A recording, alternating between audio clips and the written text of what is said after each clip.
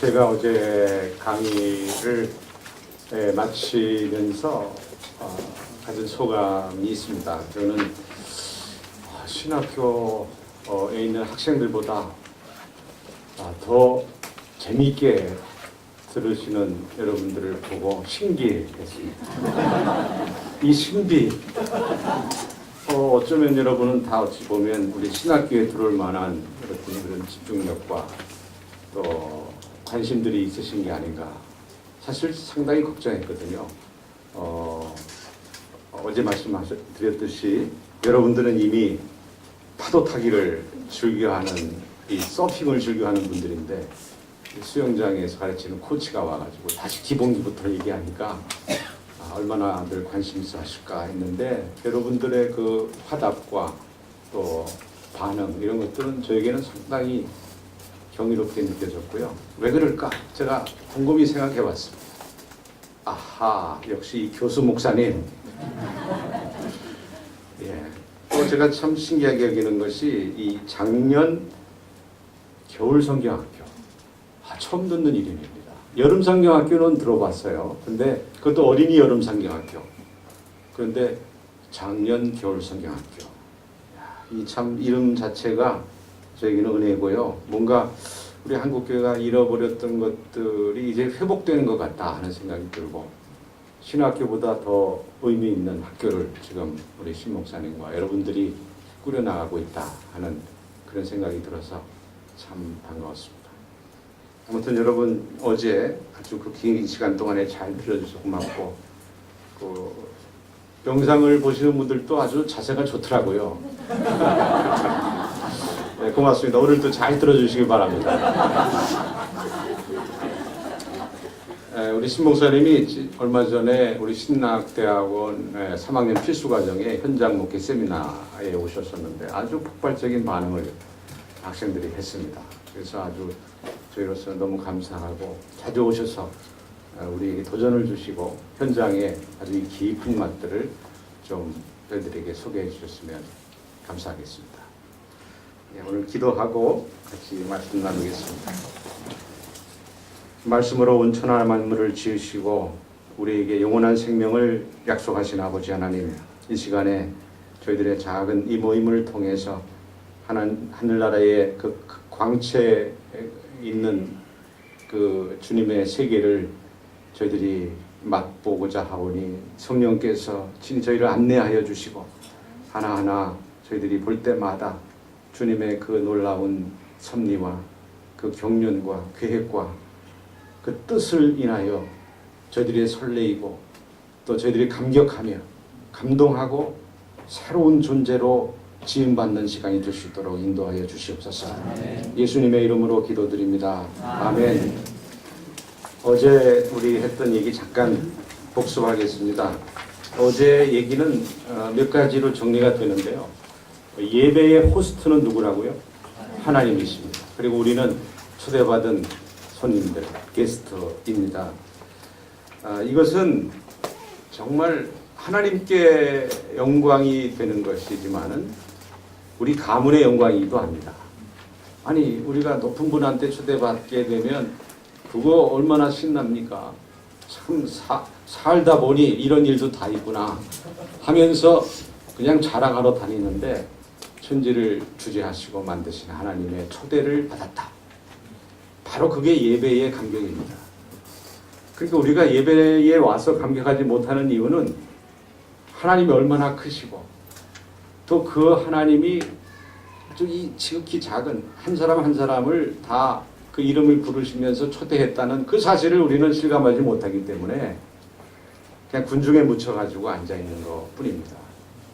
근데 우리가 하나님이 어떤 분인지 안다면 또 그 하나님이 나를 초대했다는 사실을 내가 상기한다면 그 예배 자체는 우리 가문의 영광입니다. 따라하십시다. 가문의 영광입니다. 예배에 나오는 것만으로도 가문의 영광입니다. 네, 명함에 여러분 다 찍어 이렇게 예배 초대받은 자 얼마나 멋있는 명함입니까? 네, 그리고 우리는 예배를 할 수 있는데 하나님을 아는 만큼, 하나님을 아는 어치를 만큼을 예배할 수 있다. 그래서 우리가 하나님을 알기 위해서 애쓰는데, 또 아이러니하게도 하나님을 아는 가장 좋은 방법은 예배를 통해서다. 그래서 우리가 예배를 드리고 또 드리고 하는 것이다. 그래서 예배를 드리는 만큼 우리는 하나님을 알 수 있다 하는 그런 얘기를 했습니다. 또 예배의 세계는 우리가 사는 이 세상보다 넓어서 우리가 예배를 때로는 좀 지루하게 또 때로는 시들해지는 듯한 느낌이 드는 때로 있는데, 그럼에도 불구하고 이 예배는 이 좁은 공간에서 드리기 때문에 또 열악한 또 예배 환경들이 있잖아요. 또 더운 날, 추운 날, 이제 그런 환경 때문에 예배가 때로는 다운이 될 때가 있잖아요. 그럼에도 불구하고 이 예배의 신학적인 관찰을 우리가 하면, 예배는 우리가 사는 이 광대한 세상보다, 우주보다도 넓어서 거기를 들여다보기만 하면 그 넓이와 높이와 크기와 길이로 인하여 우리의 마음과 생각이 넓어지고 또 하나님의 그 크신 신비에 놀라게 되는 것이 바로 예배다 하는 얘기까지를 했습니다.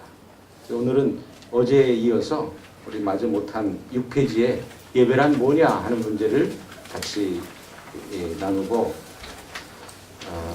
그 다음에 오늘 기도와 찬양에 대한 이 세 가지 문제를 놓고 같이 은혜를 나누겠습니다. 예배란 무엇이냐 하는 문제를 일단은 그 6페이지 3번에 예배란 무엇인가의 1번을 보시면 예배에서 한자어 나와 있고요. 그 다음에 worship, liturgy 이렇게 세 단어가 나와 있습니다. 우리 한자어 뜻풀이를 하면 예를 갖추어 절하다 라는 뜻 아니겠어요? 그런 의미에서 우리가 이 불교도들이 또 때로는 천주교인들이 서로 합장하고 이렇게 절하는 거, 그거 틀린 것 같지 않아요. 예배하는 겁니다. 그 한자 말대로 하면 뭐 우리도 해볼까요? 뭐 합장할 필요는 없지만은 천주교인들도 이렇게 하더라고요. 예배할 때 우리가 나와가지고 이 십자가를 향해서 절한다고 한번 생각해요. 한번 절해 보시죠. 시작. 이게 예배죠, 사실. 예배. 근데 우리 개신교에서는 이렇게 절하는 것까지는 하지 않아요. 전통적으로 그렇습니다. 그건 예배의 관습이에요. 그래서 이 십자가를 보고 절을 하느냐 안 하느냐에 따라 천주교인이냐 개신교인이냐 이렇게 구분이 될 정도로 이 절한다라고 하는 것은 상당히 예민한 사항입니다. 여러분도 아주 상당히 어색하고, 또 제가 절합시다 하니까 해야 되나 말아야 되나 이 버티는 분도 계시고, 예, 그만큼 이 관습, 예배 관습이라는 게 우리가 중요하다는 것을 알 수가 있습니다. 그러나 이제 마음으로 우리가 존중을 표시한다 하는 뜻이 이 한자어에 있습니다. 자, 두 번째, 이 worship이라는 말이 어디서 나왔는가? 사실은 1549년 밑에 나와 있는 요 당시만 해도 이 worship이라는 말이 예배라는 뜻이 아니었대요. 이게 어떻게 해서 유래가 됐는가 하면, 그 당시에 결혼 예식문에 보니까 신랑 신부가 서로 서약을 하면서 이런 서약을 한답니다. With my body I worship thee, worship you. 그러니까 신랑이 신부에게, 신부가 신랑이. 그렇다면 번역을 우리가 어떻게 해야 되겠습니까? 내 몸을 다해 나는 당신을 예배합니다. 이렇게 써요? 그럼 좀 약간 섬찟하죠. 신랑이 신부에게 예배합니다. 이렇게 할 수는 없잖아요. 그런 뜻이 아닌 일상적인 뜻이었을 거예요.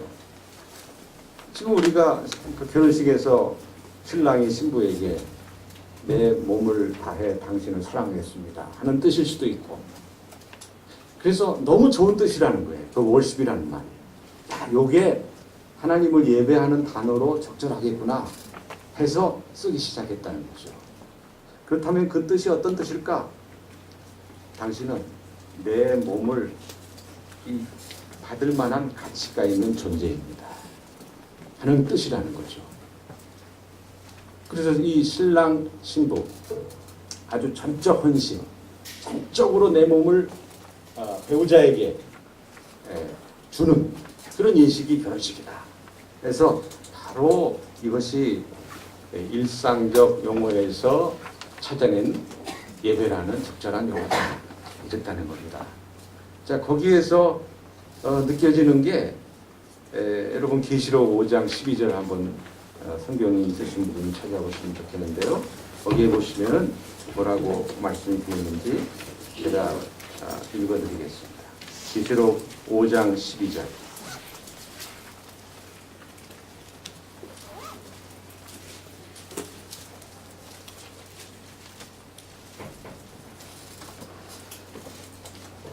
큰 음성으로 이르되 뒤부터 읽겠습니다. 찬송을 받으시기에 합당하도다. 바로 이 부분입니다. 이 부분 받으시기에 합당하도다. 이게 거기에 나와 있는 대로 worthy is the lamb. worthy라는 말인데 뭘 받으시기에 합당한지 앞에 그 항목을 보십시오. 능력, 부, 지혜, 힘, 존귀, 영광, 찬송. 이것을 받으시기에 합당하도다. 마치 신랑이 당신은 내 몸을 받기에 합당하다 하는 뜻으로 워십을 쓴다는 말이죠. 제가 이 용어적 해설을 보면서 떠오르는 하나의 제 일화가 있는데요. 저는 상당한 기간 동안에 왜 꽃다발을 주고받는지 잘 이해가 안 갔어요. 사실은 꽃을 줘봐야 얼마 못 가잖아요. 그러니까 그 비싼 꽃을 이렇게 주고, 특히나 이제 미국에서 제가 가서 보니까 아니 금요일만 되면은 막 꽃 파는 사람들이 길에 나와가지고 또 이런 가게마다 다 꽃들이 꽂혀 있습니다. 그래서 알고 보니까 금요일 날은 데이트하는 날이어가지고 다 꽃이라도 한 송이 가지고 가야 이게 뭐가 이루어진다는 거죠. 그럼 꽃 받으면 좋아. 그래서 이 꽃다발이라는 게 유학 시절에 만만치 않은데 제 안에는 그 꽃을 못 받는 거에 대해서 굉장히 불만이 많았어요. 그래서 저는 그거에 대한 의미를 제가 잘 모르겠더라고요. 그러던 차에 뉴욕 필하모니의 리사 킴이라는 우리 교회 청년이 있었어요. 아마 여러분 지난 작년인가요? 북한의 뉴욕 필하모니가 한번 왔었죠. 그때 한국 사람도 있다 그래가지고 인터뷰 나온 사람이 있어요. 한 40대 초반에 중년이 됐어요 벌써. 그때는 청년이었는데 리사 킴입니다. 처음에 그 뉴욕 필하모니에 거기 들어가고 이럴 시절에 리사이트를 한다고 그래가지고 저희 교회에서 가면서 꽃다발을 가져가는데 제 아내하고 다퉜어요. 저는 조화를 사자. 아니 그 꽃다발 그거 비싼 거 몇십 번 하는데 그걸 줘봐야 이틀이면 끝나는데 조화 가면은 몇 년은 간다. 다퉜는데 결국 뭘로 정했을까요? 조화를 가져갔어요. 그때만 해도 제가 유교적인 뭐가 파워가 있었어요. 그래가지고 조화를 들고 아마 지금 생각해도 얼굴이 후끈후끈한데 그걸 들고 거기 어딥니까? 링컨 센터 아니까 거기에다가 딱 갖다 놓은 거예요. 근데 실제로 며칠 후인가 그 다음 주인가 그 집에 갔더니 그 조화가 있더라고요. 성공했어요 제가. 그리고 이제 한국에 왔는데 한국의 김포공항에서 내려가지고 그때 오는데 차가 막히기 시작하니까 사람들이 나와가지고 뭘 파는 거예요. 그래서 한국도 변했구나.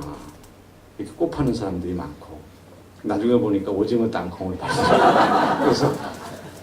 그래서 제가 한동안 이 꽃 파는 거에 대해서 상당히 저희 부부간의 갈등의 원인도 됐고 그랬는데 나중에 알고 보니까 이 꽃다발이라는 게 그렇더라고요. 꽃을 딱 주는 순간 당신은 이 꽃을 받을 만한 가치가 있는 존재라는 거예요. 그래서 한 송이보다는 도전 12개가 좋고 또 100만 송이 준 사람이 있어요. 그리고 또 이제 그냥보다도 이 줄기 스템이 아주 긴 거일수록 또 좋다는 거죠. 그런 의미가 있다는 거예요. 그러니까 여성들은 특히 그걸 알았던 거죠. 지혜로워서.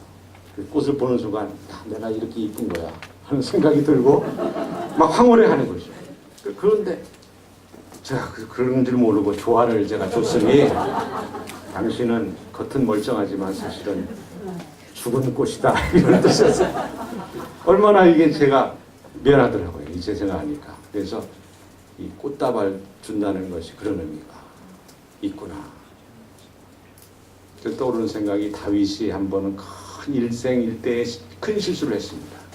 하나님을 신뢰하지 못하고 그 인구 자기 민족에 몇 명이나 되냐 하는 걸 계수했죠. 그게 그렇게 하나님의 노를 촉발시켰어요. 그래서 진노가 임하고 징벌이 임하고 막 이랬죠. 그것을 다윗이 이제 책임을 느끼고 해결하려고 하는 과정에서 가시라는 선지자가 해결책을 얘기하는데 저 아리우나라는 타작마당 거기에서 하나님께 제사를 드리라고 하는 그런 제안을 하죠. 다윗이 그 방법을 듣고 당장에 달려가서 아리우나한테 이 타작마당을 빨리 나한테 팔아라. 그리고는 거기에 제사를 드릴 그 소 그리고 뗄나무 또 이런 도구들 다 이런 걸 다 팔자. 자, 그러니까 그 얘기를 들은 아리우나가 사무엘하 20장에서 그 얘기를 듣고 아니 왕이시여 그걸 팔라니요. 왕이 나라를 위해서 민족을 위해서 예배를 드린다는데 다 취하십시오. 마당도 취하고 또 소, 뗄나무, 도구, 소의 몽에 다 있습니다. 있는 대로 다 왕께 드리나이다. 라고 했을 때 왕이 참 네 믿음이 좋구나. 그래 가져와라. 라고 한 것이 아니라 다윗이 한 말을 보십시오. 다윗이 왜 하나님 마음에 합당한 자라 일컬음을 받았는지 그가 죄를 짓지 않는 거 아니에요. 죄를 짓는 거 보면 남들보다 엄청나게 아주 화제성 죄를 많이 졌어요. 그런데도 불구하고 하나님의 마음에 합한 자다 하는 칭찬을 받은 이유가 뭘까를 보니까 기가 막히게 아주 적절한 타임에 하나님을 감동시키는 말들을 했던 거죠. 여러 가지가 있는데 그 중에 하나가 바로 이겁니다. 다윗 왕이 아리우나에게 이르되 사무엘하 24장 24절 어쩌면 이렇게 중요한 구절이니까 똑같이 24장 24절 왕이 아리우나에게 이르되 그렇지 아니하다 내가 값을 주고 내게서 사리라 값없이는 내 하나님 여호와께 번제를 드리지 아니하리라 하고 다윗이 은 50세겔로 타작마당과 소를 사고 그곳에서 여호와를 위하여 제단을 쌓고 번제와 화목제를 드렸다. 값없이는 드리지 않겠다. 예배가 뭔지를 아시는 거죠. 다윗 왕은 공짜로 예배를 드릴 수 있었어요. 남들이 다 마련한 거 가지고 할 수가 있었어요. 그런데 다윗은 그걸 가지고 여호와 하나님께서는 이 제물을 받으시기에 합당한 분입니다. 라고 할 수는 없었던 거죠. 자기의 바디, 자기 전체를 다 들여서 당신은 내 몸을 받을 만한 하시기에 합당합니다. 라고 하고 싶었던 거죠. 근데 값도 안 치르고 공짜로 이거 공짜로 얻었는데요.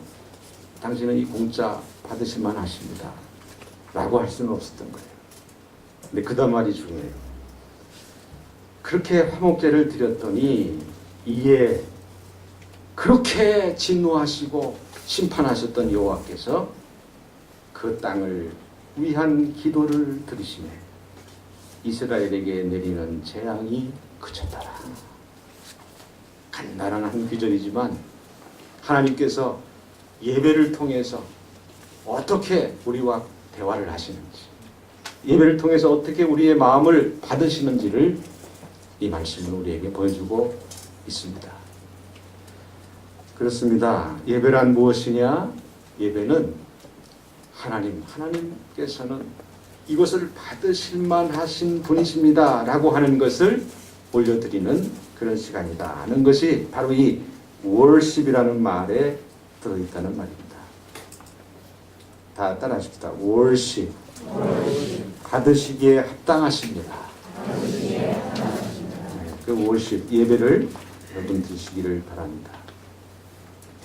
그 다음에 이것은 이제 단어를 통해서 예배가 뭔지를 우리가 살펴봤고요.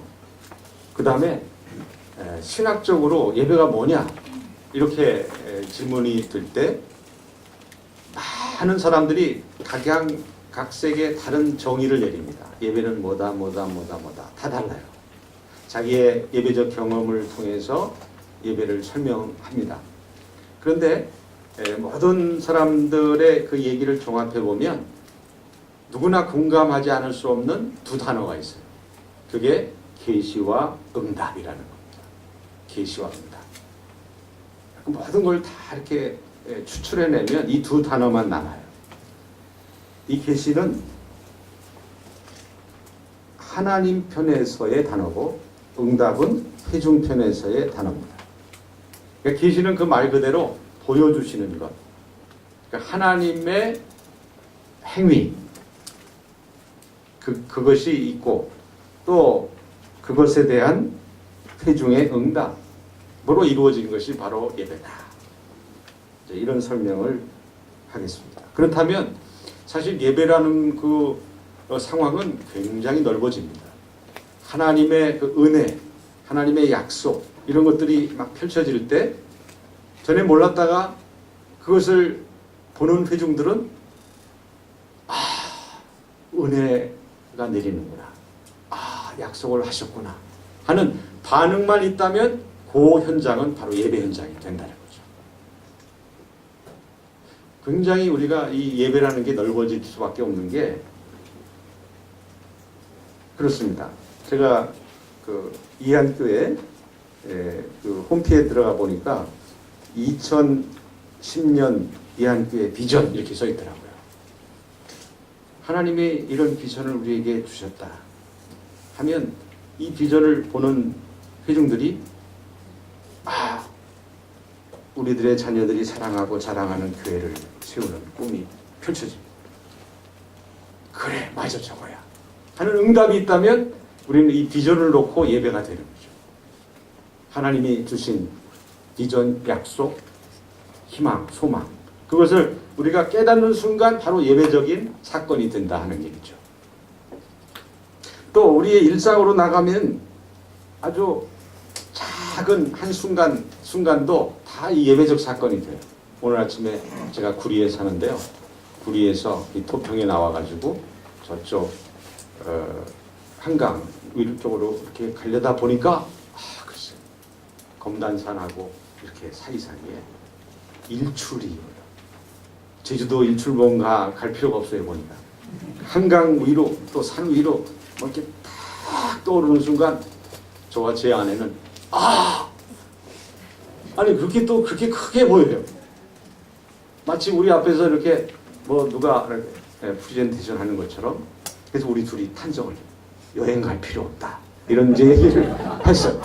그 순간 예배적 사건이다 하는 생각이 들어요. 하나님의 그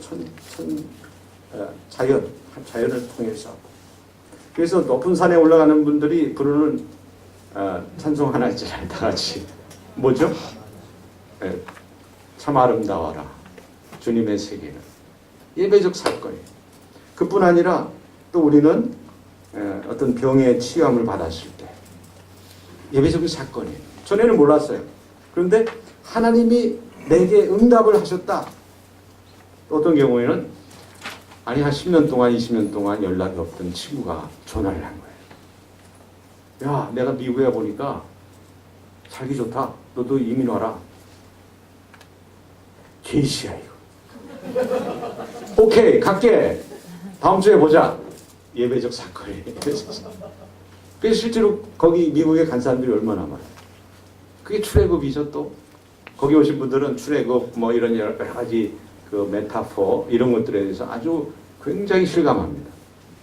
어려웠던 군사정권 아래 특히 이민하신 분들은 상당히 그런 이스라엘의 출애굽의 역사와 자신의 그 개인의 여정과 이렇게 일치시켜가지고 그걸 신앙적인 이야기로 풀어내는 분들이 참 많습니다. 자, 이렇게 예배적 사건은 우리들의 그 삶 속에서 하나님이 주시는 사인, 이런 것들에 대한 내 응답이 있을 때 그것을 다 예배적 사건으로 볼 수가 있는 거죠. 그러니까 사마리아 여인을 만났잖아요, 예수님께서. 또 문둥병자를 만난 사건. 그 중에 10명이 만났는데 예배한 사람은 몇 명이었어요? 다시 돌아와서 이 병은 주님이 고쳐주셨구나 하는 것을 응답한 사람만이 예배 드린 거죠. 나머지 9은 예배의 기회를 놓친 겁니다. 자, 이렇게 우리가 예배란 뭐냐 하는 것을 이렇게 순서별로 보면 우리가 주일 드리는 예배가 되지만 이렇게 신학적인 용어로 보면 우리의 모든 삶이 예배적 사건으로 해석이 됩니다. 그래서 여러분, 정말 삶으로 드리는 예배 얼마나 은혜롭습니까? 24시간 예배할 수가 있는 거죠. 그래서 언제나 하나님의 그 계시는 그야말로 이 천지 만물에 그냥 충만하거든요. 그것에 대한 내 리스폰스만 있기만 하면 예배적 사건은 그대로 막 일어납니다. 예배에 충만한 크리스찬, 그런 크리스찬을 꿈꾸시기 바랍니다. 이 계시와 응답이라는 것을 어느 학자는 3번에서 좀 풀어서 아주 이렇게 친절하게 소개를 했습니다. 한번 같이 읽겠습니다. 시작.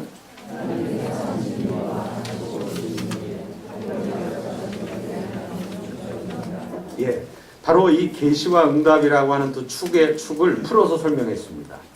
그 계시를 시제로 구분해서 계시를 풀었습니다. 과거, 현재, 미래. 하나님의 그 계시가 과거에 있었죠. 예를 들면 이스라엘 출애굽처럼. 사실은 우리도 그렇잖아요. 우리도 옛날에 하나님이 내게 행하셨던 일이 있어요. 그걸 간증으로 갖고 있죠. 또 지금 하고 계시는 일이 있습니다. 나를 초대하신 하나님. 그래서 내가 여기 왔어요. 그게 바로 하나님의 지금 행동하심. 또 그뿐 아니라 이제는 내게 무엇을 하기로 약속하신 그 약속, 비전, 그게 있습니다. 자, 그 세 가지 시제를 놓고 볼 때 이런 것에 대한 응답인데 어떤 응답이냐? 경축적 응답이다. 잔치적 응답. 그래서 저는 이 경축이라는 말을 아주 좋아합니다. celebration 이라는 말로 할 수 있죠. 또 다른 말로는 enjoy라는 말도 돼요. 즐거워하다. 그러니까 응답을 하되 어떤 응답이냐가 중요해요. 예배자의 자세는 바로 여기에 달려 있습니다. 우리 의무적으로 응답한다. 또 응답 안 하는 것보다 낫겠죠. 그러나 자발적으로 혹은 더 나아가서 즐겁게 잔치 벌이듯이 응답한다. 이게 바로 응답인데 그 경축적 응답의 세 가지 모습을 풀어서 설명하면 또 이런 해석도 가능합니다. 요거는 뭐 꼭 이것만이 아니라 여러분 각자가 좋아하는 방식으로 응답할 수가 있겠죠. 어떤 분들은 노래를 통해서, 어떤 분들은 시를 쓸 수도 있어요. 아니면 그림을 그릴 수도 있습니다. 어떤 춤을 출 수 있겠죠. 실제로 우리가 뭐 이번엔 다 그걸 못 보여드리지만은 예배자들이 그런 형태로 예배를 드려요. 그래서 그 아프로 아메리칸들의 예배를 보면은 뭐 그게 우리로서는 이해가 안 됩니다. 그냥 그 아프리카 토속 춤들 출 때 막 그 소리 지르면서 막 춤추는 거 있죠. 그렇게 춤을 추면서 우리가 볼 때 난장판이라고 보이는 설교하시다 말고 내려와서 춤 한참 추다가 올라가서 믿습니다 하고 해석하시고 이해가 안 돼요. 네. 여러분 원하시면 한번 다음에 한번 보여드릴게요. 원하세요? 네. 한번 내일쯤에 잠깐 보죠. 그런 거. 아니면 어떤 분들은 어떻게 경축적으로 응답하냐면 예배 중에 그림을 그려요. 그림을 그리고 싶은 거예요. 그게 자기는 가장 좋은 표현이에요. 우리가 노래 부르는 거야 우리는 다 잘하죠. 다. 또 시를 쓰는 사람이 있을 거예요. 또 침묵으로 하는 분들도 있고 또 놀랍게도 조는 분들도 있어요. 잔치적으로 즐겁게 조는 분들도 계시죠. 근데 그건 좀 이상해요. 조는 거는. 예. 근데 우리가 조금 더 깊이 있는 어떤 그 공동체적인 그런 응답이잖아요. 개인적인 응답이 아니고 우리가 함께하는 응답이기 때문에 어떻게 얘기할 수 있냐? 첫 번째가 뭡니까? 인정이라는 거예요. 인정한다는 거죠. 우리가 부모님께 가장 큰 효도는 뭐냐? 나를 위해서 부모님이 참 희생하셨구나 하는 것을 부모님 앞에서 인정해 드리는 거예요. 제가 이렇게 된 거 다 부모님 덕입니다 하는 인정을 받기만 해도 감동이죠. 제가 여러분도 보십시오. 세상에 이런 일이 거기에 보니까 한 30대 초반에 남편이 쓰러졌어요. 사고로. 그 후로 40년을 병상에서 식물인간 같은 남편을 모시고 사는 할머니예요. 보신 분 계시죠? 그러니까 그분 주소는 바로 그 병원이 주소입니다. 거기에 15m 이상을 벗어나 본 적이 없대요. 그러니까 꼬부랑 할머니가 되고 얼굴은 아주 참 곱게 생긴 분이에요. 그러니까 이 PD가 아니 얼마나 잘했겠으면 이 할아버지가 저렇게 막 투수투수 막 얼굴도 막 너무 혈색이 좋으시고 참 고생이 많으셨겠어요. 할머니 소원이 뭐예요? 그러니까 이 할머니가 가만히 생각하시더니 저 양반이 그냥 깨가지고 여보 참 고생 많았어. 그 한마디 들으면 나는 소원이 옵니다. 그 얘기 듣는데 가슴이 찡해지고 40년이라고 하는 그 고생의 세월을 그냥 참 고생했고요 라는 그 말 한마디와 바꾸겠다는 말이에요. 인정받는다는 게 그렇게 파워가 있구나. 우리가 하나님의 그 계시, 과거, 현재, 미래 이 계시에 대하여 우리가 응답을 하는데 아까처럼 춤을 추는 또 그림을 그리는 그런 응답 다 개인적으로 달란트대로 좋습니다. 그러나 공동체적으로 할 수 있는 게 뭐냐? 그렇습니다. 하나님. You did it. 당신께서 그것을 행하셨습니다. 맞습니다. 하나님께서 나를 초대하셨습니다. 내게 그렇게 하셨군요. 이렇게 인정하는 것. 그래서 그거를 아멘이라고 하는 말로 압축이 됩니다. 아멘. 그래서 고린도후서 1장 20절에 아주 중요한 말씀을 하신 말씀을 여러분이 기억을 하시겠죠? 제가 읽어드리겠습니다. 고린도후서 1장 20절에 하나님의 약속은 얼마든지 그리스도 안에서 이해가 되니 그런즉 그로 말미암아 우리가 아멘하여 하나님께 영광을 돌리게 되느니라. 바로 그 말이죠. 20절에 보면 하나님의 약속은 언제나 얼마든지 yes가 되니 영어로 보면 yes to God 이랍니다. 따라합시다. yes to God. 그럼요. 그러니까 우리가 아멘 그러면 너무 종교적인 냄새가 나나요? 그렇다면 yes 이렇게 한번 더 합시다. 이렇게 잡으세요. yes 시작. yes 이거예요. 하나님이 나를 위해서 yes 나를 지금까지 나를 인도해서 이 하계동 노원구 여기까지 인도하셨다.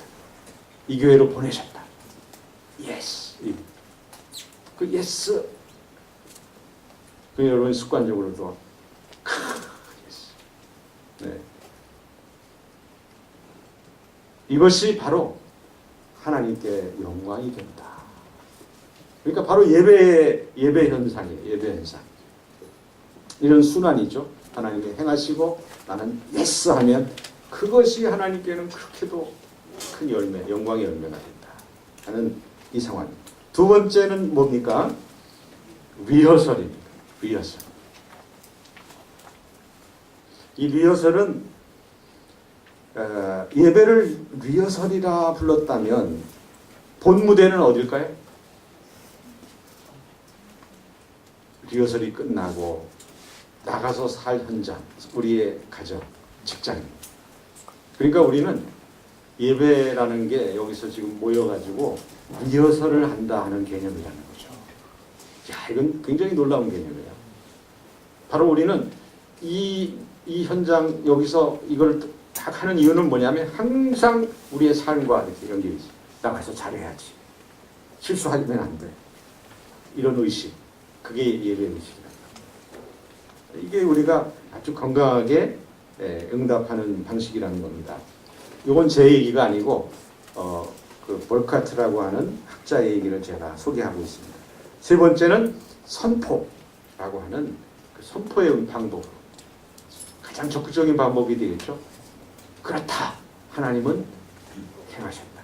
하는 것을 선포하는 방법. 뭐 전도도 가능하겠고 또 우리의 신앙 고백이 바로 이 부분에 해당이 되겠습니다. 아주 적극적인 응답이 되겠어요. 따라합시다. 인정 리허설 선포. 인정 리허설 선포. 자, 그러면 그 이런 예배에서 무슨 일이 일어납니까? 무슨 일이 일어납니까? 우리가 어제 그 세 가지 영화를 매트릭스하고 터미네이터 그리고 프리퀀시라는 영화 포스터만 봤어요. 그런 아주 뭐 다차원적인 상황이 이 예배에 막 움직입니다. 그리고 사실은 하나가 더 있는데 그걸 못 구해가지고 제가 트랜스포머인가요? 막 갑자기 이렇게 로봇도 됐다가 자동차도 됐다가 하는 거 있죠. 그런 현상이 예배가 있는 거예요. 각자가 막 조합이 돼 지체가 돼가지고 갑자기 그리스도의 한 몸이 되는 상황. 이런 게 예배에 일어나는 거예요. 그러니까 이 예배 현장에 들어오면 우리는 놀랍게도 그런 다차원적인 세계 속에 들어오면서 막 하나님의 계시가 펼쳐지고 거기에 대한 각자의 응답이 막 일어나는 그런 상황이 되는 거죠.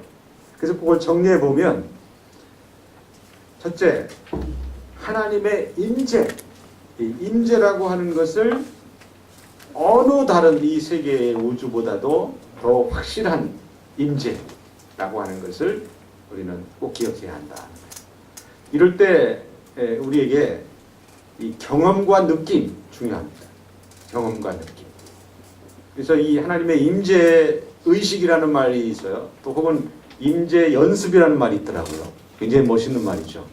그러니까 하나님의 임재를 연습하는 혹은 하나님의 임재를 의식하는 이런 말이 나올 정도로 그게 중요하다는 거예요. 그런데 이런 경험과 느낌을 전제로 한 이런 임재 의식이나 임재 연습보다 더 중요한 건 뭐냐면 믿음입니다. 그러니까 너희들이 두세 사람이 모인 그곳에 나도 너희와 함께 하겠다라고 하는 주님의 약속을 믿는 믿음, 그것으로 충분합니다. 그래도 난 또 느낌이 없는데요. 뭐 좀 달라져야 될 것 같은데. 근데 그런 느낌은 술 한 잔 먹으면 더 잘 와요. 제가 볼 때 한 잔만 먹으면 느낌이 확 오죠.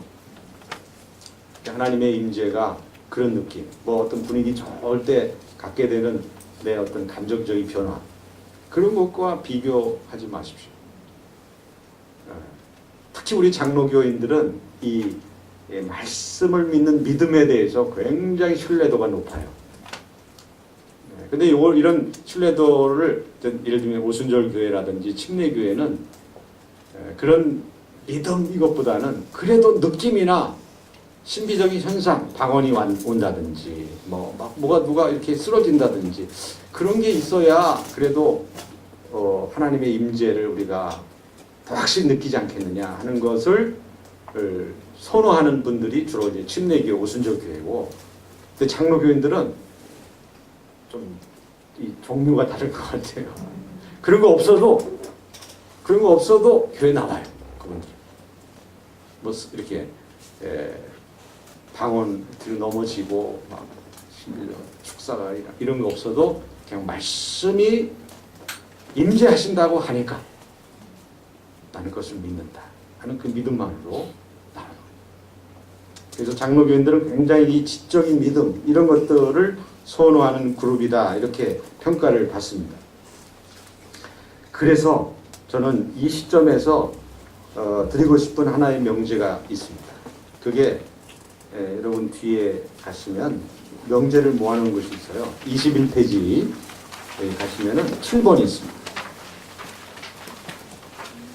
7번. 21페이지에 7번입니다. 한번 같이 읽을까요? 시작. 그렇습니다. 예배에 감동이 있으면 할렐루야. 감사한 거예요.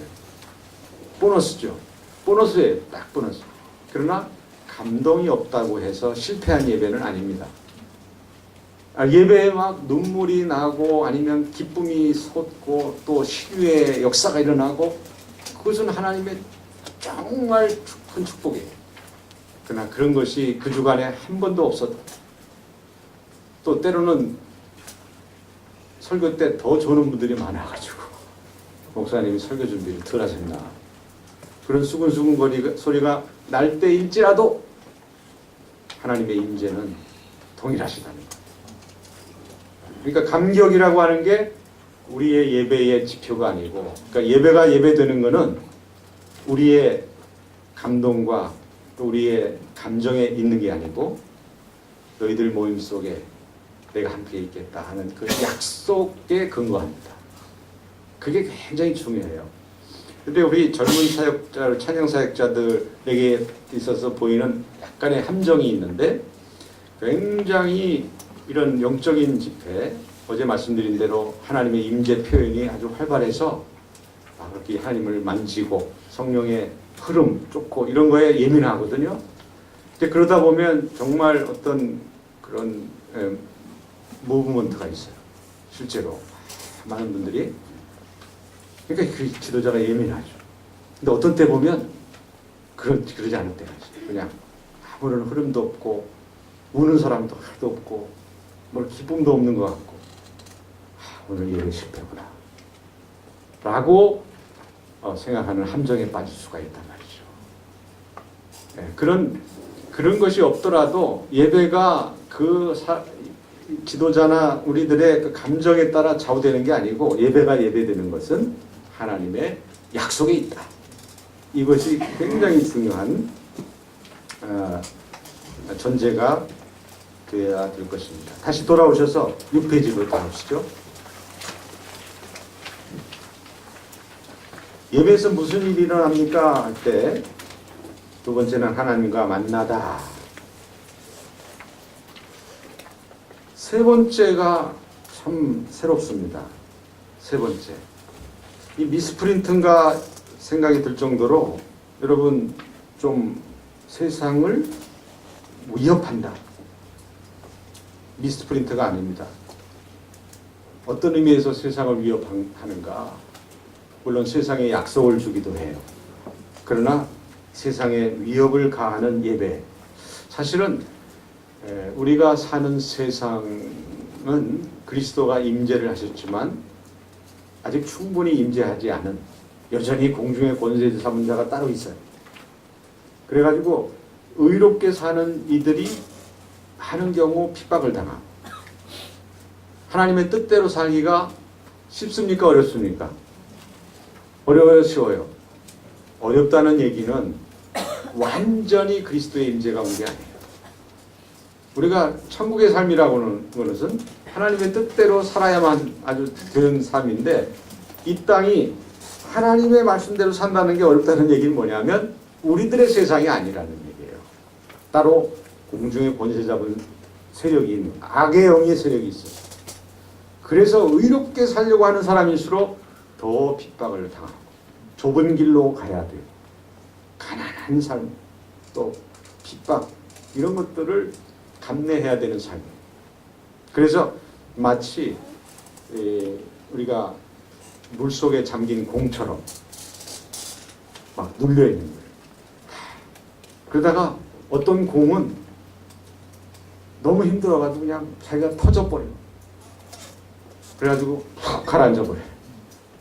그런데 어떤 공은 어때요? 계속 그 부력을 가지고 있죠. 이따다가 잠시지만 퐁 하고 탁 올라와요. 네? 이게 우리들의 삶이에요, 사실은. 위에서 강하게 의롭게 살지 못하도록. 자, 그 우리 하나님의 백성들이 그렇게 살아가다가 갑자기 어느 날 언덕 위에 종소리가 들려요. 갑자기 그리스도인들이 그쪽을 향해. 그리고는 그곳을 향해서 그 언덕을 향해 올라가는 거예요. 그러더니 그 건물 속으로 다 들어가서 차곡차곡 앉습니다. 그러더니 일제히 소리를 지르는 거예요. 그럴 때 밖에서 있던 그 세상의 통치자가 깜짝 놀란 거예요. 아니, 저것들은 뭐야? 대목분들 아니야? 반역도들 아니야? 저들이 모여서 뭐 하는 거예요? 깜짝 놀랐어요. 근데 이들이 모여가지고 하나님 나라의 언어와 하나님 나라의 생각과 하나님 나라의 노래를 부르는 거예요. 얼굴이 전혀 달라졌어요. 그래가지고 이 랭귀지, 언어도 달라졌어요. 사랑합시다. 소망 가운데 살아야 돼요. 이건 저런 모습이 아닌데 교회만 가면 이상하게 헷가다 가는 것처럼 달라집니다. 그래서 저는 그걸 두고 어떤 분들은 그렇게 얘기를 해요. 세상에서는 지 마음대로 살다가 교회만 오면 사랑하고 너무 이중적이라고. 예수 믿는 사람들 이중적이고 또 나가면 또 안 그럴걸? 근데 그게 아니고 여러분 얼마나 고생하셨습니까? 자, 여기만이라도 우리의 신분을 노출해서 천국 시민답게 삽시다. 시작! 사랑합시다. 그러는 거예요, 사실은. 우리가 바깥에서 사는 게 진짜 모습이 아닌 거예요. 천국의 백성이 아니에요. 여러분, 사랑하고 싶지 않은 사람이 어디 있습니까? 또 아주 소망을 포기할 사람이 어디 있어요? 근데 나가보면 안 그렇잖아요. 환경이 안 그렇고 또 내가 그러면 왕따 당하고 여러 가지 이유 때문에 하고 싶지만 못하는 것뿐이에요. 내 모습이 아니에요. 진짜 내 하나님 나라의 백성의 모습은 어디서 볼 수 있어요? 예배 중에 볼 수 있는. 이게 참 모습이에요. 이 세상의 통치자들이 모니터하기 시작했어요. 저들이 모여서 뭘 하나 하면서 다 그 부하들 시켜서 뭐 하는지 다 봤으면. 근데 그 내용을 보고를 듣다가 깜짝 놀랄 사실을 이 통치자가 본 거예요. 저들이 이런 것들을 하다니. 이것들을 봐라. 3족을 멸하라. 9족을 멸하든지 막 이렇게 부들부들 떨 만한 내용을 우리가 하고 있었어요. 그 내용이 뭔지 아세요? 그게 주기도문 가운데 있습니다. 어떤 내용일까요? 어떤 대목에 이르러서 그랬을까요? 나라의 임하옵시며. 저것들 봐라. 구테타구나. 구테타. 하나님 나라의 도래를 청원하고 이 세상의 종말을 꿈꾸는 저 무리들을 어찌해야 되고. 바로 이게. 그런 의미에서 우리 예배하는 행동을 정치적 행동이다 그렇게 부르는 분들이 있어요. 정치 집단이라. 세상을 위협하는, 세상에 도전을 줘. 그래서 제가 이제 이 예배 정의를 얘기하신 분이 장자크 폰 알멘이라는 스위스 개혁학자인데요. 제가 그거를 보면서 아주 무릎을 쳤습니다. 아주 제가 20년, 10년 막 숙제가 풀리는 것 같아요. 제가 신대원 다닐 때만 해도 그때는 박통 그 군사정권에 아주 서슬퍼런 삼성개헌 얘기하면 사형, 그때 사형 도입을 했죠. 몇 분 들어갔다가 이제 풀려났잖아요. 그럴 때인데 우리 때도 이게 막 나뉘었어요. 그래서 데모해야 된다 해서 막 돌 던지러 나간 데모하는 우리 친구도 있었고, 우리 기도해야 된다 하는 두 그룹으로 나뉘었어요. 근데 저는 이제 기도해야 된다 막 이런 파였거든요. 또 무섭기도 했고 나가다가 잡히고. 근데 그것보다는 그러면서 항상 그때 또 유행이 해피라면 또 노래가 내게 강 같은 평화였어요. 내게 강 같은 평화. 그때 한참 나올 때예요. 그 모이면 기도하기 전에 그 얘기. 그러면 친구들이 그거 보다가 저 아들 하네. 평화가 무슨 평화야. 지금 여기 난리가 났는데 하면서 약간의 그 갈등들이 있어. 근데 우리도 좀 미안하지.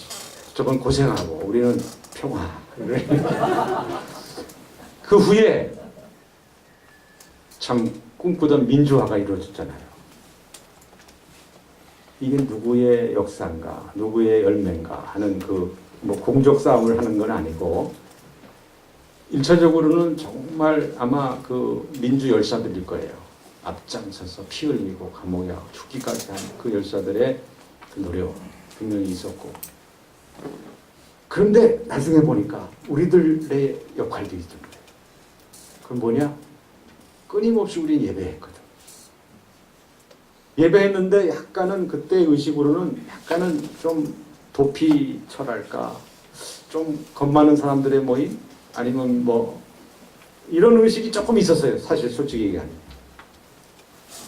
근데 알고 보니까 우리는 다른 차원의 공격조였더라. 다른 차원의 공격조. 영적인 차원의 놀라운 침투조였고, 아니면 그 세력을 압도하는 그게 예배의 파워더라. 세상을 위협하고. 결코 예배는 도피처도 아니고, 그 예배는 나약한 사람들의 호소하는 한풀이의 장소가 아니라는 거 기억하시기 바랍니다.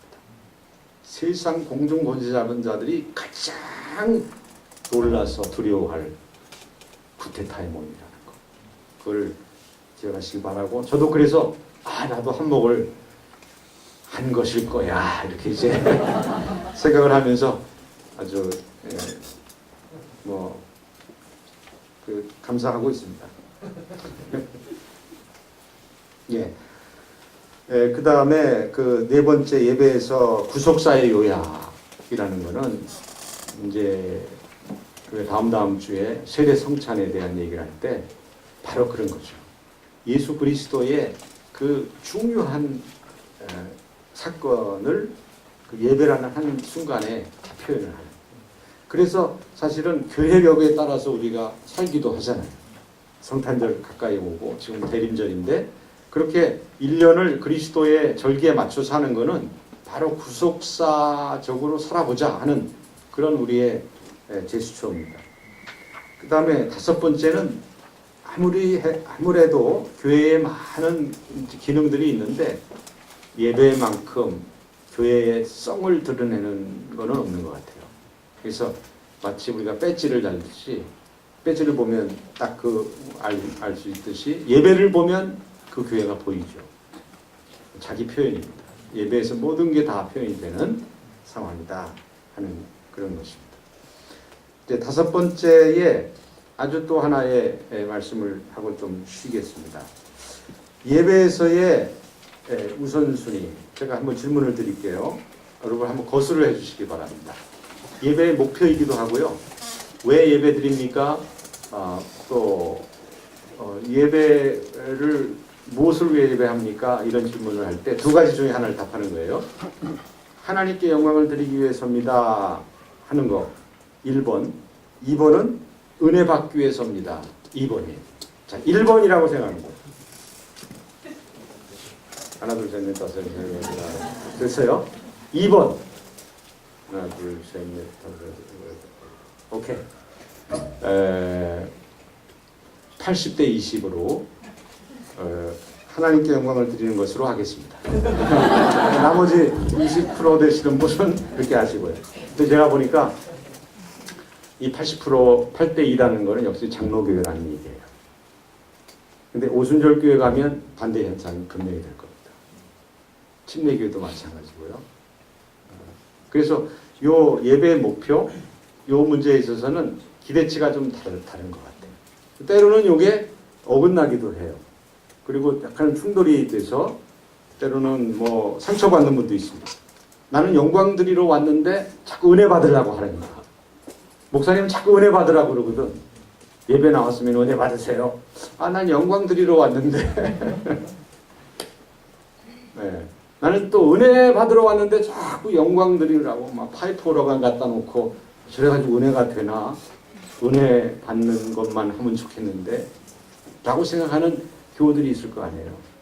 상당히 그런 부분에서 아주 첨예하게 대립이 되는 경우도 있어요. 뭐 우리가 오늘처럼 이렇게 손들라고 한 건 처음이었을 테니까 여러분들 뭐 당황스러우시겠지만은, 자, 그래서 저는 이 문제에 대해서 상당히 고민을 했고요. 교단마다의 차이는 있는데 그래도 제가 한 가지 만든 명제는 여러분 뒤에 가시면 볼 수가 있습니다. 다시 21페이지 3번으로 가시면 이 문제에 대한 저 나름대로의 해결 방안을 써놨습니다. 3번 한번 같이 읽을까요? 시작.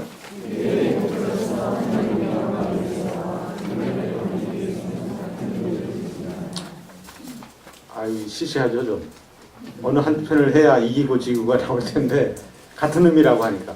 그래서 제가 이 문제를 놓고 우리 학생들하고 굉장히 토의를 많이 해요. 이 문제 놓고 이거에 대한 좀 댓글을 달고 토의 좀 해라. 그러면 하나님의 영광파는 또 막 우리가 은혜를 받으려고 하는 만큼 영광이 안 됩니다. 하나님께 영광을 드려야죠. 거기 가서 왜 내가 은혜를 챙기려고 합니까? 이런 분위기에 막 토론이 있어요. 근데 또 이제 반대로 은혜파는 또 다른 토론. 이러다 보니까 이제 협상이 들어오는 분들이 있어요. 학생, 교수님이 아무래도 문제가 있습니다. 요 같은이라는 말을 뺄 수가 없겠습니까? 같은. 그래가지고 같은이란 말만 없어도 예를 들면 하나님의 영광이 먼저고 그 다음에 은혜는 나중 이런 거라든지 뭐 그 순서를 바꾸든지 그럴 수 없겠냐고 그런 얘기를 해요. 그래서 저는 그러면 이거 안 된다. 또 프린트해야 된다. 안 된다. 그렇게 얘기하는데 왜 그러냐? 일단 뭐 우리가 드리는 예배에서 이 둘 다를 다 목표로 하고 있기 때문이에요. 둘 다를 다 목표를 해요. 그러니까 어떤 게 먼저다 얘기하는 순간 또 아까처럼 고민이 생깁니다. 일단은 이 두 가지를 다 목표로 인정을 하고 있어요. 그런데다가 제가 아주 확신을 얻은 거는 이레니우스라고는 초기 교부 분이 이런 동일한 고민이 있으셨던 것 같아요. 이미 그분에게는 이것이 해결이 되어 있어요. 그래서 이런 말을 했습니다. 잘 들어보십시오. 아주 재미난 얘기입니다. 인간이 회중이 거룩해지는 것보다, 거룩이라는 말을 성화, 은혜받음 이렇게 저는 확장해서 생각하고 싶어요. 인간이 자기가 이제 성화되는 거죠. 그런 것보다 지려는 그 열망보다 더 하나님께 영광이 되는 건 없다. 또 하나님을 영화롭게 하려는 열망보다 더 인간을 성화시키고 은혜되는 것은 없다. 하는 소리가 없네요. 저는 이거 듣고 그랬는데 네, 무슨 말이라는 거예요. 그러면서 드는 생각이 제가 이제 부모 입장이 돼 보니까 이 마음이 딱 온 거죠. 우리 아이들이 셋이 있는데 뭐 어느 아이가 또 딱히 그런 건 아니고 그래서 가상을 해본 거죠. 어떨 때 부모로서 가장 참 마음이 기쁠까? 두 종류가 있을 것 같아요. 항상 와가지고 아까 부모님 인정하는 것처럼 우리 엄마 아빠가 최고예요. 뭐 최고야. 나는 엄마 아빠만 보면 막 행복해. 그런 아이가 나가서는 지멋대로 살고 잘 못 살아. 매일 싸우고 나중엔 돈 달라고 오고. 근데 또 한 아이는 전화도 안 해. 1년 가도. 야, 저놈이 내 자식인가. 이럴 때 전화도 안 하고. 그런데 잘 살아. 칭찬하고. 자, 그럴 때 부모로서 어떤 아이에게 마음이 더 갈까? 꼭 가까이 와가지고 엄마 최고야 그런 아이만 마음에 드는 건 아니잖아요. 내 뜻대로 잘 살아주는 아이. 그것도 아주 또 귀한 자식이 되잖아요. 딱 그런 것 같아요. 하나님 영광, 영광, 영광 하고 나가서는 자기 마음대로 살고. 그런 것 보다는 오히려 은혜 받으려고 자기가 뭔가 잘 살아 보려고 이렇게 애를 쓰는 그런 걸 하나님도 기뻐하지 않으실까 하는 생각이 드니까 이걸로 어떤 게 더 우선순위를 둬야 되겠다 하는 생각은 참 어려운 질문이 될 수밖에 없다는 겁니다. 자, 그래서 나오는 얘기가 뭐냐면 우리가 이제 우리 이안교회도 보면 여러 세교들이 올 수가 있어요. 왔는데 이분은 영광파 교회를 다니시다 오신 분이 왔어요. 근데 이안교회 오니까 은혜파 교회거든. 아니 예배 때 영광만 누려 여기는 하면서 아주 혼란스러워할 수도 있어요. 반대 현상도 있을 수 있겠죠. 그러니까 그거에 대해서 여러분이 예배에는 영광도 드리고 은혜도 드리고 이 두 가지 목표가 똑같이 갈 수가 있겠구나. 근데 이 교회는 은혜를 더 강조하는 교회구나 하는 말로 그렇게 마음을 삼으면 되는 거죠. 목표가 틀렸어 이렇게 얘기하면 하나는 알고 둘은 모르는 거예요. 그래서 여러분이 이 두 가지 목표 중에 지금 80%에 해당하는 분은 영광파 교인이에요. 그대로 가십시오. 20% 은혜파 그대로 가세요. 충분히 여러분 이 예배에서 영광과 은혜를 다 같이 드릴 수가 있습니다. 네. 그다음에 7페이지에 그 이제 정리하는 말, 그 예배와 영성의 1, 2, 3에서 8번까지 그거를 정리하면 되겠어요. 그러면 쉬면 되겠습니다. 그러면 1번 하면 다 같이 읽죠. 시작. 1.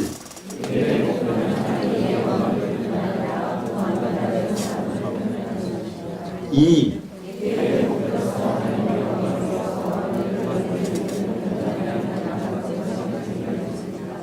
3.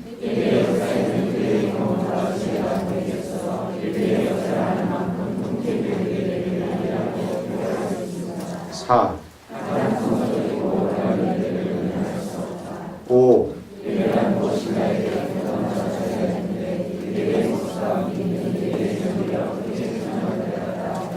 그 다음에 6번은 빼고요. 7.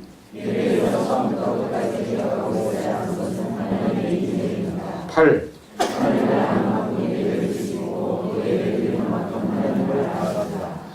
감사합니다. 좀 쉬었다가 하겠습니다. 치유와 회복의 예배에서 기도는 하나님의 자비와 능력의 통로입니다.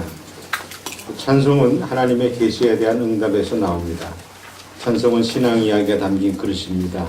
성전은 찬송의 건축부터 시작됩니다. 누가복음 11장에서 예수님께서 한 곳에 기도하시고 마치시니 제자 중 하나가 여짜오되 주여 요한이 자기 제자들에게 이 기도를 가르치신 것과 같이 우리에게도 가르쳐 주옵소서. 예수께서 이르시되 너희는 기도할 때 이렇게 기도하라.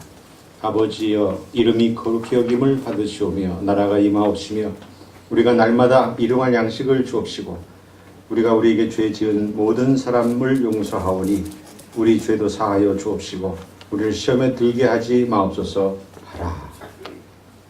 오늘은 기도로서의 예배, 은혜와 은사의 공동체, 하나님의 자비 이런 내용으로 이 주기도문을 예수님께서 가르쳐 주심으로 기도가 무엇인지 또 기도의 내용이 어떠해야 할 것을 말씀하셨습니다. 자, 그런데 아마 우리 그 초대교 이후로 주기도문이 예배에서 드려지는 것 그런 것 말고 우리 가장 극적으로 사용된 예를 최근에 하나 발견했습니다. 오바마 대통령의 기념식에서 리고렌 목사님이 대표 기도를 맡으셨는데 글쎄 그때 4분 50초 동안 기도했는데 마지막에 주기도문으로 기도를 마친 거예요. 저는 그 사건을 여러 번 보면서 그 4분 50초라는 거는 사실 굉장히 중요한 시간 아니에요. 근데 거기에 주기도문 하려면 2분 정도 들거든요. 그거를 넣었다는 얘기는 기도문을 쓰다가 더 쓸 말이 없어서 그랬을까요? 그건 아닐 거예요. 저는 그게 궁금한 거예요. 그래서 사실은 왜 리고렌 목사님이 그 주기도문, 때로는 사실 리고렌 목사님이 그 기도 순서 맡았다는 것 때문에 굉장히 반대가 심했습니다. 다종교 국가인 미국에서 종교에서도 반대했지만 사실은 그 소리보다도 기독교 내에 진보파에서 오히려 반대했어요. 리고렌 목사님이 너무 보수적인 사람인데 어떻게 모든 사람을 대표하는 대표 기도를 할 수가 있느냐 해서 반대를 했는데, 그 예민한 정치적인 상황에서 주기도문이라고 하는 것은 폭탄을 던진 것 같죠. 더군다나 내가 믿는 예수께서 가르쳐 주신 기도로 기도하오니 이렇게 했는데, 예수라는 말을 한 번 얘기한 게 아니라 내가 믿는 헤수스, 이사, 예수, 지저스 이름으로 기도하오니 이랬어요. 4개 국어 예수입니다. 그래가지고 히스패닉, 아람어, 히브리어, 영어, 아람어까지 해가지고 예수 이름을 아주 분명하게 얘기합니다. 자, 그걸 한번 우리가 지금 들어보겠습니다. 자, 이렇게 전사님 수고해 주셔가지고 유튜브에 이게 날아다녀요. 여러분들 쳐보시면 아주 전체를 다 볼 수 있는데 시간 관계상 2분만 보겠습니다. 잘 결정하십시오.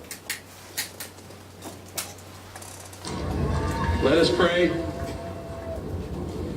Almighty God, let us pray. Our Father, everything we see and everything we can't see exists because of you alone. It all comes from you. It all belongs to you. It all exists for your glory. History is your story. The scripture tells us, "Hear, O Israel, the Lord is our God. The Lord is one." When we fail to treat our fellow human beings and all the earth with the respect that they deserve, forgive us. And as we face these difficult days ahead, may we have a new birth of clarity in our aims, responsibility in our actions, humility in our approaches, and civility in our attitudes, even when we differ. Help us to share, to serve, and to seek the common good of all. May all people of goodwill today join together to work for a more just, a more healthy, and a more prosperous nation and a peaceful planet. And may we never forget that one day all nations and all people will stand accountable before you. We now commit our new president and his wife Michelle and his daughters Malia and Sasha into your loving care. I humbly ask this in the name of the one who changed my life, Yeshua, Isa, Jesus, Jesus, who taught us to pray, "Our Father, who art in heaven, hallowed be thy name. Thy kingdom come, thy will be done on earth as it is in heaven. Give us this day our daily bread, and forgive us our trespasses as we forgive those who trespass against us. And lead us not into temptation, but deliver us from evil. For thine is the kingdom, and the power, and the glory, forever. Amen."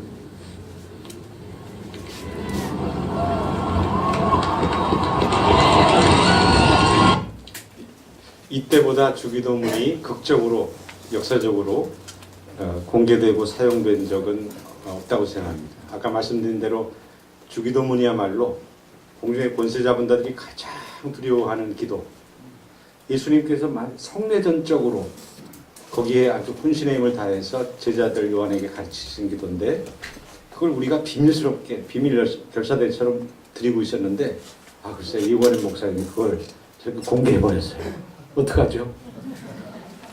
거기에 참여한 모든 사람들이 아까도 보셨지만 오바마 대통령도 주기도문이 나오니까 반가워가지고 입술이 움직이잖아요. 따라하는 거예요. 결사대들 전부 다. 우리만. 그게 뭘 말하냐면 주기도문이야말로 우리의 아이덴티티, 우리의 배지와도 같아요. 그래서 이제 우스갯소리로 예전에 그 우스갯소리가 아니군요. 죽느냐 사느냐 문제인데 폴란드의 카톨릭 국가 아니에요. 거기에 유대인들을 이제 색출 작업이 있었을 때 유대인 아버지가 아들을 데리고 가다가 경찰한테 걸린 거예요. 너 주이시지? 나는 캐톨릭 신도다. 주기도문 한번 외워봐. 그랬더니 이 아이가 이제 죽었구나 했는데 아버지는 막 주기도문을 쫙 외우더라는 거예요. 그래서 살았어. 아니 아빠 어떻게 그거 알았어? 학교 다닐 때 친구가 알려줘가지고 외웠는데 그것 때문에 살았다. 뭐 이런 얘기가 있거든요. 근데 요즘에 한국에서 기독교 그 대학 가운데는 좀 보수적인데 이런 데서는 임용 심사할 때 다 기독교 신자 이런 게 다 체크가 돼 있는데도 좀 의심쩍어 보이는 사람에게는 주기도문 한번 해보십시오. 그런데 그렇게 하다 못하면 걸리는 거예요. 그 얘기가 뭐냐? 뭐 우리가 예수 믿는 얼굴 따로 있는 거 아니잖아요. 증명서 할 수도 없고 배지로서 주기도문이 사용된다는 거. 그거는 뭘 말하냐면 우리에게는 가장 소중한 기도, 예수님의 마음이 담긴 기도, 또 그걸 많이 할수록 예수님께서 좋아하실 기도, 이제 그런 기도라는 생각이 들고요. 이런 주기도문을 가만히 이렇게 보면 거기에는 정말 하나님의 임재가 입체적으로 표현이 돼 있고, 그리고 율법사가 예수님께 질문했던 것처럼 가장 큰 계명이 뭡니까? 그랬을 때 하나님 사랑, 이웃 사랑이다 하는 그 두 가지 말씀했죠. 그거에 대한 내용이 그대로 담겨 있어요. 거기에 7개의 간구가 있는데 앞에 3개는 하나님 사랑에 대한 거고 뒤에 4개는 이웃 사랑에 대한 겁니다. 그러니까 그 하나를 가르쳐 주셨을 때 예수님께서는 조직신학적으로 뭐 모든 성경을 종합해서 딱 거기에 집중해서 만드셨을 거 아니에요. 바로 그런 주기도문을 여러분이 아주 즐겨 기도하시고 가위에 눌리셨을 때 사도신경 하는 것보다는 주기도문 하는 게 효과적일 것 같아요. 하늘에 계신 우리 아버지가 이러기보다는 그건 참 주기도문이에요. 아니 주기도문이 입에 붙어가지고 오케이. 사도신조는 기도문이 아니고 고백이죠. 선언. 고백이니까 이렇게 기도한다기보다는 고백적인 거니까 이 주기도문이 훨씬 더 좋을 것 같습니다. 예, 9페이지부터 이제 그 다음에 나와 있는 내용은 우리 기도에 대한 좀 객관적인 공부가 되겠습니다. 그거를 그냥 쭉 빠른 속도로 제가 리뷰를 하겠어요. 근데 사실 주기도문에 대해서 한 가지 더 말씀드리면, 제가 이렇게 주기도문을 강조하는 이유는 오늘날 주기도문이 흔하지, 사실 1세기, 2세기에 나온 그 디다케라는 문서가 있어요. 성경만큼 오래된 그런 문서에 거기에서의 주기도문은 어려운 기도였어요. 아무나 하는 기도가 아니고 세례 받은 자에게만 허락된 기도, 이게 주기도문이었어요. 그러니까 이 주기도문이라는 게 사실 할 수 있다는 자체가 마치 세례 받은 것처럼 믿는 자의 표가 되는 거죠. 이런 주기도문에 대한 그리고 이 기도가 우리 각자의 기도도 거룩하고 순결하게 하는 그런 효과도 있습니다. 각자 기도하다 보면 이상하게도 기도가 정치화가 돼요. 정치화라는 건 뭐냐면 기도로 사람의 마음을 살려는 마음이 생깁니다. 기도를 잘 해가지고. 그래서 유대인들이 그 회당의 길거리에 서가지고 기도하기를 좋아했잖아요. 그러니까 기도를 잘하면 경건한 모습으로 보이고 사람들의 마음이 모아져요. 기도의 정치화에 타락이고 남용이고. 근데 이상하게도 주기도문 하는 순간 그 모든 불순물들이 다 씻겨가지고 그 거룩과 순결에 오리지널 기도만 남는다. 그래서 이 주기도문을 여러분 즐겨 하시고 이것을 여러분이 아주 애써 기도하시기 바랍니다. 성경에서 말하는 기도는 마음의 자세. 그럼 쭉 한번 우리가 읽어보죠. 성경에 있는 걸 모아놨어요. 이런 자세로 시작.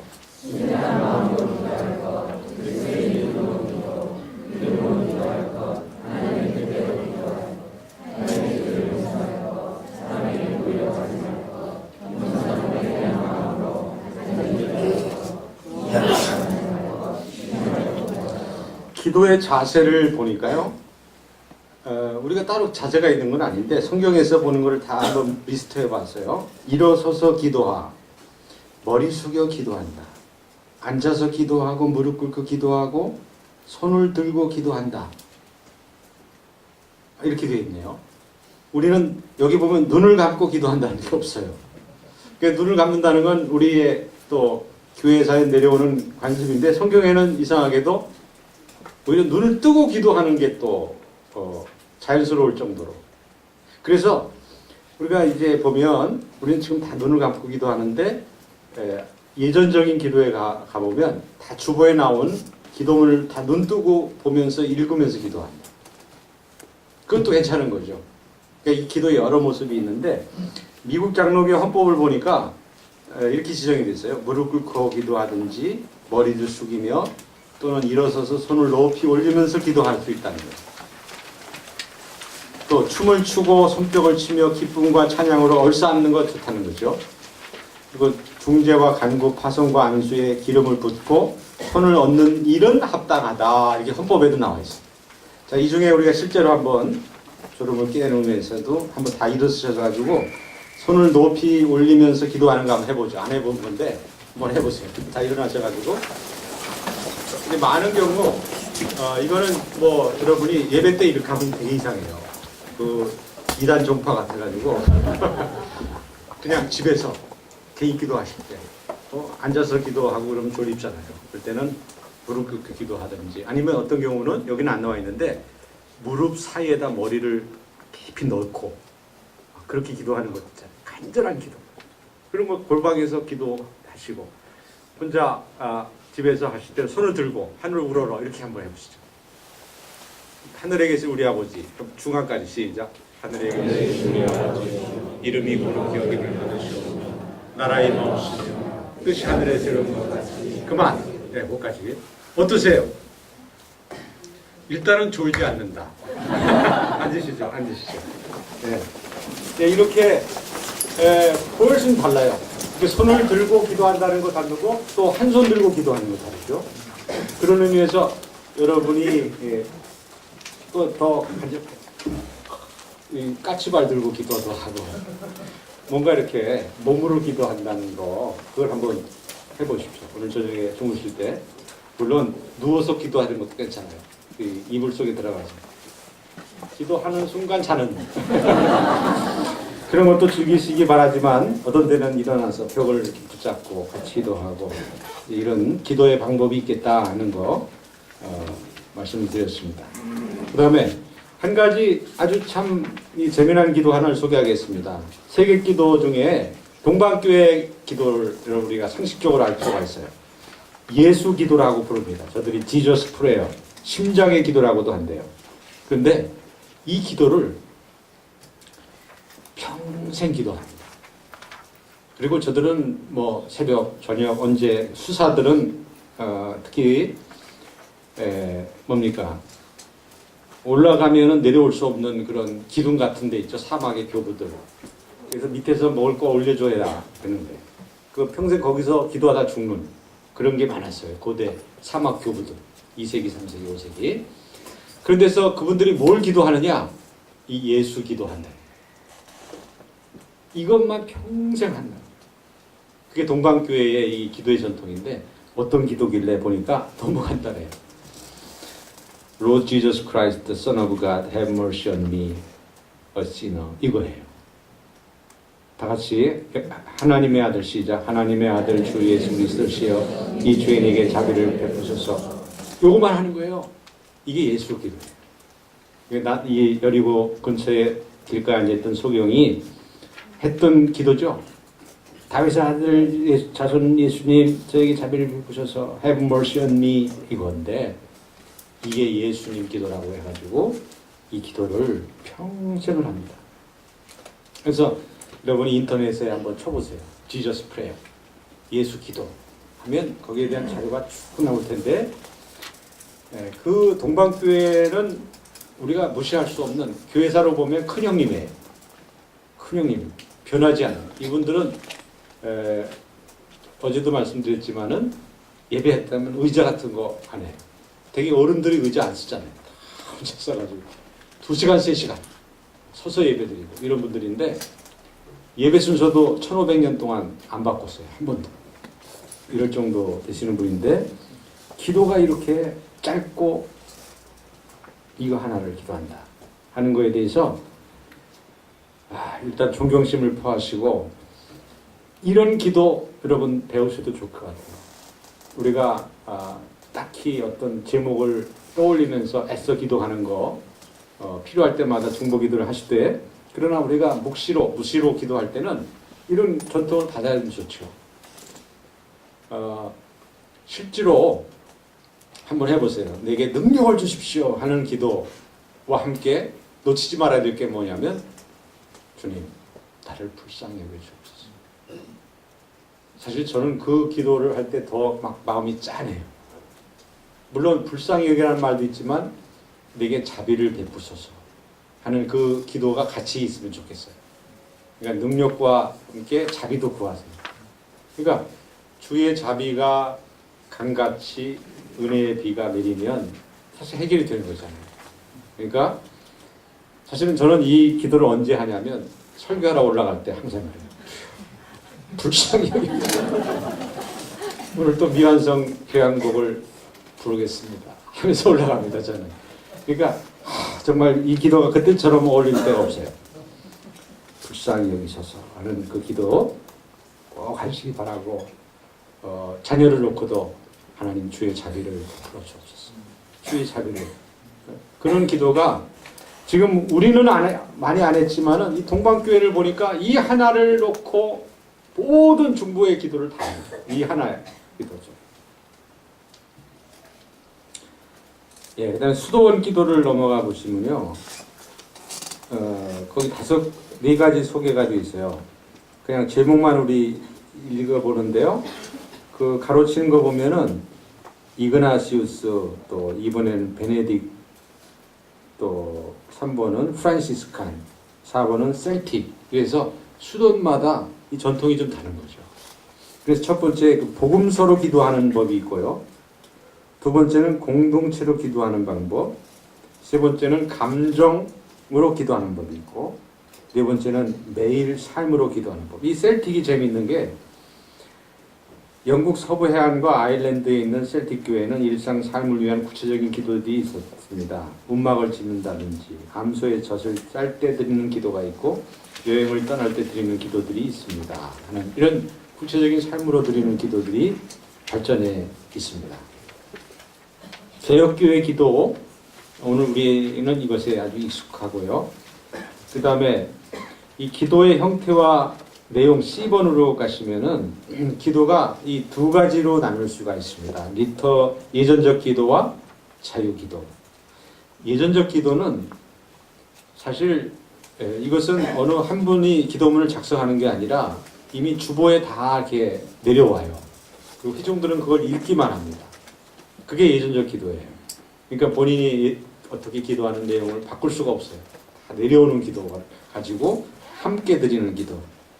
그런데 비해서 자유기도는 우리들이 기도하고 싶은 내용들을 써가지고 보면서 한다든지 아니면 즉흥적으로 한다든지 하는 방법이죠.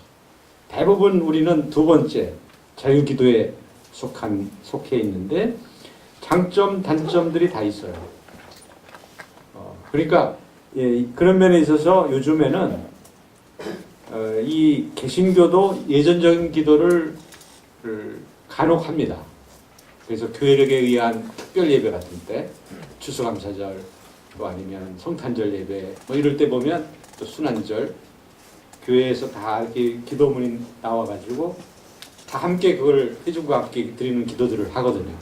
그게 예전적인 기도예요. 그런 기도도 필요해요. 왜냐하면 그 장점이 있거든요.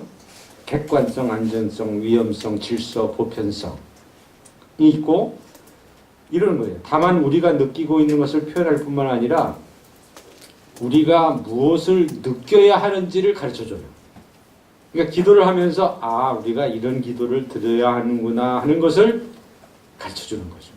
그래서 이 예전적인 기도도 필요합니다. 물론 단점도 많아요. 이게 너무 이렇게 근데 자유 기도도 장점이 있고 단점이 있는 거죠. 그러니까 그런 면에서 우리의 기도의 폭을 좀 더 넓힐 수 있다 하는 그런 얘기겠습니다. 근데 여기서 기도의 내용으로 넘어가서 어떤 내용을 우리가 기도하느냐? 거기에 네 가지가 있죠. 찬양, 감사, 죄 고백, 간구. 자, 여러분 이것을 우리가 기도 속에 담아내는데 몇 프로씩 이 내용을 담으면 좋을까요? 네 개면은 찬양 25%, 감사 25%, 죄 고백 20% 이런 게 좋을까요? 어떻게 하면 좋을까요? 어떻게 해도 좋은데 여러분이 기도를 한다 아니가 아니라 기도를 드린다 하는 그 표현에 맞게 내용을 담으십시오. 하나님이 받으실 때 이거 굉장히 이쁘구나, 좋구나 이렇게 느끼도록 기도가 돼야 된다는 거죠. 우리가 대개는 헌금을 드린다 하잖아요. 그럴 때는 헌금에 대해서 굉장히 우리가 많은 경우 정성이나 이런 걸 담아내잖아요. 또 찬양을 드린다 그러죠. 그래서 아주 잘 부르려고 하죠. 기도하는 게 아니고 뭐예요? 드리는 거예요. 기도도. 그러니까 기도도 드리는 거기 때문에 받으심직하게 드려야 되는 거죠. 근데 우리 언어 습관 가운데 특히 한국어 표현 가운데는 기도 그러면 꼭 시자로 끝내야 된다고 생각해요. 시 없어서. 그래서 예를 들면 심지어는 하나님 기도합니다 하면 될 거 가지고 합니다로 끝나도 되나? 기도하게 하여 주시옵소서 이렇게 끝나요. 기도합니다 하면 될 거를 그렇게 애써서 주시옵소서로 끝나는 걸로 자꾸 우리가 언어가 변화가 됐어요. 다시 여러분 돌아오셔서 더 좋은 기도는 뭐냐면 인정입니다. 아까처럼 주님이 여기 와 계시는군요. 이거는 완벽한 기도예요. 인정. 주님을 찬양합니다. 거기까지 완벽한 더 이상 그러니까 우리는 기도가 되려면 주님을 찬양합니다. 그러니까 더 찬양하게 하여 주시옵소서 할 필요가 없단 말이에요. 찬양합니다로 끝나면 돼요. 찬양하게 하여 주시옵소서 할 필요 없단 말이죠. 찬양하게 하여 주시옵소서 그러면 이 하나님께서 받으시다가 깜짝 놀랄 것 같아요. 그까지만 하면 좋은데 그 다음에 그러니까 기도는 그러기 때문에 감사의 성격이 더 큽니다. 감사. 그러니까 그 자체로 기도가 되고 물론 이제 탄원의 기도, 간구의 기도, 청혼의 기도 이런 거 할 때 하셔야죠. 능력을 주시옵소서 이렇게 해야 되죠. 그런데 꼭 매 기도마다 그럴 필요는 없다는 얘기 꼭 드리고 싶었고요. 그 다음에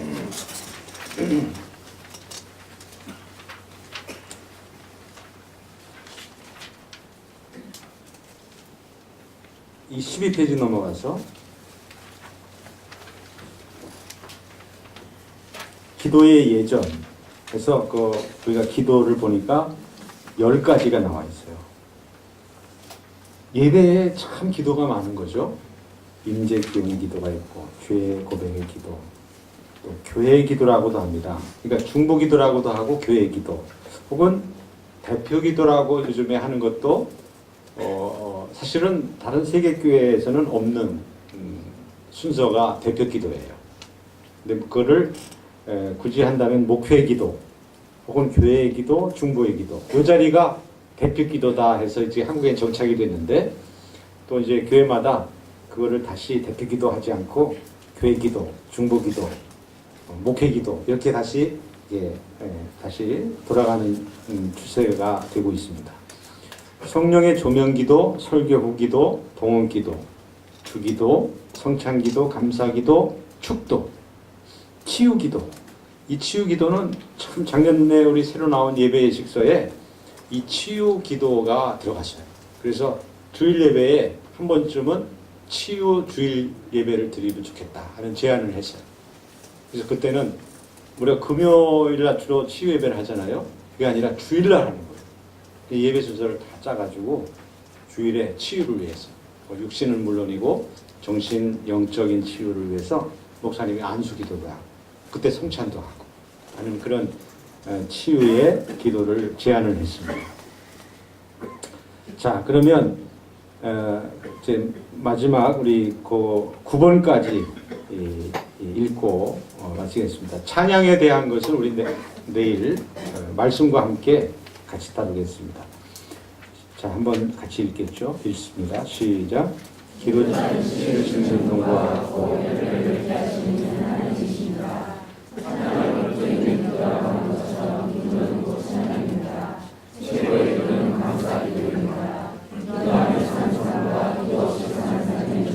예, 4번. 저는 이게 되게 중요한 것 같아요. 우리가 일생을 살기 때문에 참 잘 몰라요. 근데 분명히 믿는 거는 여러분이 기도하며 일생을 사는 것과 기도 없이 일생을 복수만 있다면 기도가 얼마나 파워풀한지 알 수 있을 텐데 기도 한번 하고 살아보고 안 하고 살아보고 하는 삶으로 사시기 바랍니다. 예, 그래서 이거 4번 아주 제가 좋아하는 명제입니다. 5번 시작. 예, 이거 여러분 참 좀 조심하십시오. 요즘에 관상기도라는 게 있거든요. 그래서 관상기도는 발성으로 하지 않고 침묵으로 또 이게 명상, 관상 그래서 깊이 들어가는 기도인데 다 이런 기도가 필요해요. 근데 여러분이 어떤 기도가 더 고수다 그런 거 없어요. 그거 절대 그러지 마세요.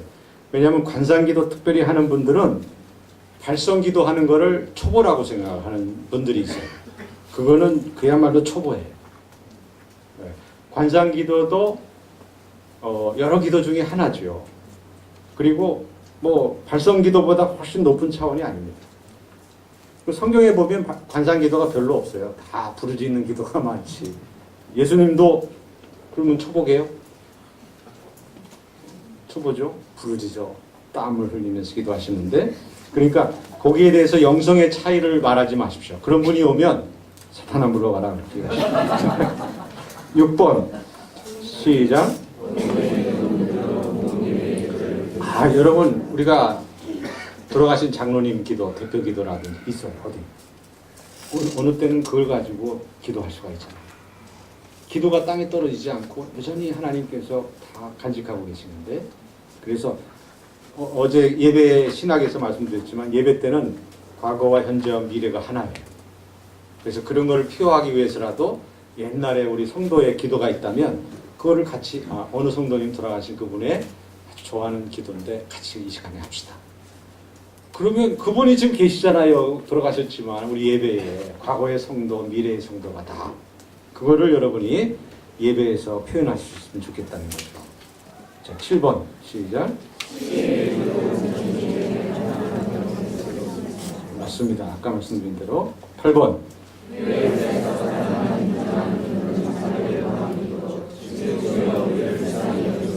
네, 9번.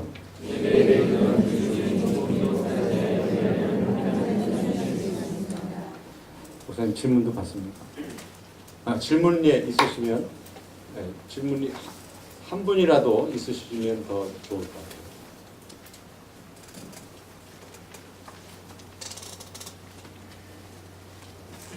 둘 중에 하나입니다. 강의를 잘했든지 아니면 관심이 없든지. 그래도 혹시라도 예, 말씀하십시오.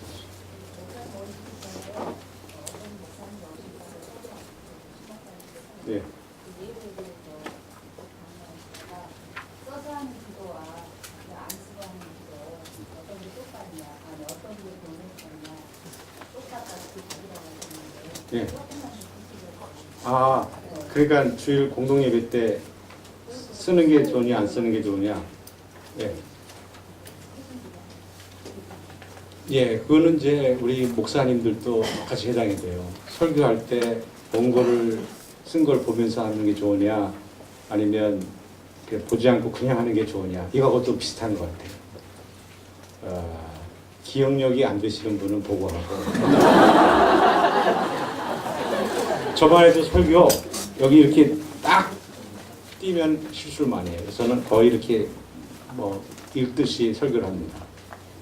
그러니까 근데 이것도 반대인 경우가 있어요. 이거 보면은 잘 안 되는 분이 있는데 그거는 각자의 그 성향 그거에 따라 다른 것 같아요. 근데 전에는 이상하게도 저희 잘할 때는 그 장로님들이 이렇게 기도하실 때 보고 하면 컨닝한다고 생각하고 되게 우리끼리 막 수근거렸어요. 근데 요새는 오히려 쓰고 하는 거를 많이 권장을 하고 그게 더 좋아 보인다. 뭐 이렇게 얘기를 많이 하는데 교회마다 굉장히 달라요. 그게 참 다른 것 같아요. 고맙습니다. 질문해 주세요. 자, 그럼 기도하고 마치겠습니다.